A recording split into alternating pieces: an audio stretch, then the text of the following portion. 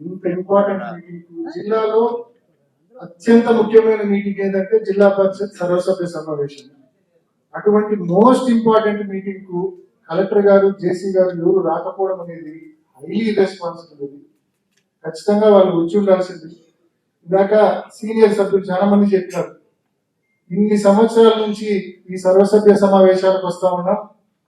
ప్రతిసారి కలెక్టర్ గారు కానీ జేసీ గారు కానీ ఎవరో ఒకరు వస్తారు, కానీ ఫర్ ద ఫస్ట్ టైం ఎవ్వరూ లేకుండా మరి ఈ సర్వసభ్య సమావేశం జరుపుతా ఉన్నారు. అసలు దీనికి ఏం శాంటిటీ ఉంటుంది, దీనికి ఏం సీరియస్నెస్ ఉంటుంది ఈ సమావేశానికి? మేము చెప్పే సమస్యలు కలెక్టర్ గారు జేసీ గారు ఉంటే అంతో ఇంతో అధికారులకు చెప్తారు, అంతో ఇంతో పనులు అయ్యే పరిస్థితి ఉంటుంది. వాళ్ళే రాకపోతే ఇంకా ఎవరికి చెప్పుకోవాలా, ఏమి చెప్పుకోవాలా అనేది ప్రతి ఒక్క సభ్యుని యొక్క గాథ అది, ప్రతి ఒక్క సభ్యుని బాధ అది. కాబట్టి లెట్ కలెక్టర్ గారు కానీ జేసీ గారు కానీ ఎవరో ఒకరు వస్తే సభను బిగించేద్దాం. జిల్లాలో చాలా ప్రజా సమస్యలు ఉన్నాయి, అన్నింటిపైన కూలంకుషంగా చర్చించాల్సిన అవసరం ఉంది. మరి కలెక్టర్ గారు కానీ జేసీ గారు కానీ వస్తే సభను బిగించేద్దాం.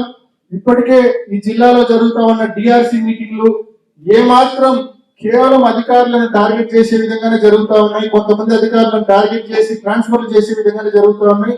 ఎక్కడే కానీ అర్థవంతంగా జరగడం లేదు. డిస్ట్రిక్ట్ డెవలప్మెంట్ రివ్యూ కమిటీలు కాస్త డిఆర్సి మీటింగ్లు కాస్త డిస్ట్రిక్ట్ రివెంజ్ కమిటీ మీటింగ్లు అయిపోయినాయి. తెలుగుదేశం సంబంధించిన నాయకులందరూ మీటింగ్ లో కూర్చుంటారు. కూర్చొని ఆ అధికారిని ట్రాన్స్ఫర్ చేయి, ఆ కార్పొరేటర్ ఇల్లు కొట్టు, అది కొట్టు, ఇది కొట్టు అని చెప్పి అర్థం లేని విధంగా డిఆర్సి మీటింగ్లు జరుగుతూ ఉన్నాయి. మాకున్న ఓన్లీ ప్లాట్ఫామ్ ఈ జిల్లా పరిషత్ సర్వసభ్య సమావేశమే. ఇక్కడన్నా అర్థవంతమైన చర్చ, ప్రజలకు సంబంధించిన సమస్యలపైన చర్చ, అర్థవంతమైన చర్చ చేద్దామంటే కలెక్టర్ గారు రారు, జేసీ గారు రారు. కాబట్టి మా రిక్వెస్ట్, ఇద్దరిలో ఎవరో ఒకరు వస్తేనే ఈ సభను బిగించేద్దాం మేడం, అంతవరకు వెయిట్ అవుతుంది.